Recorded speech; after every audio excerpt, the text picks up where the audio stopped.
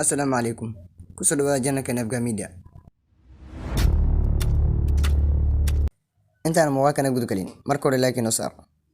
fadlan haddii aan ugu subtahay subscribe inoo saar si aan u gaarno loobo subscribe. waa muuqaal yar oo aad u qurux badan. waxa uuna ku saabsan yahay sidaan u ilaasho xogtaada muhiimka ah.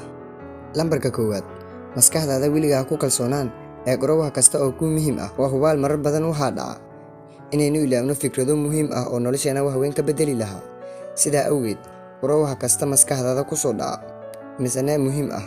lambarka labaad, ku ilaali meel ku gooni ah oo cid kasta arki karin si aanay si fudud kaaga lumin. meel kastaas ka dhigin qoraaladaada muhiimka ah ee meel gooni ah ku ilaasho. lambarka saddexaad, samayso suuqor oo meel ku hafido taariikhaaga iyo dhacdooyinkaaga maalinlaha ah. waxaa macquul ah inay mustaqbalkaada noqdaan hog qaali ah oo laga faa'iidaysto. lambarka afraad, samayso buug ku gaar ah oo ku keydiso wax kasta oo ku muhiim ah si adiga u ilaaliso. samayso keyd qoraal ah oo wanaagsan. lambarka shanaad, xogtaada u keydso qoraal ahaan iyo online ahaanba, waayo waxaa macquula inuu midkooda kaa lumo. ugu dambeyn, fikradahaaga waxay ilaalsan yihiin markaad qorto. isbar qoraalka oo saaxiib ka dhigo qalankaaga iyo warqadda. waxaan idin rajaynayaa nolol wanaagsan insha Allah.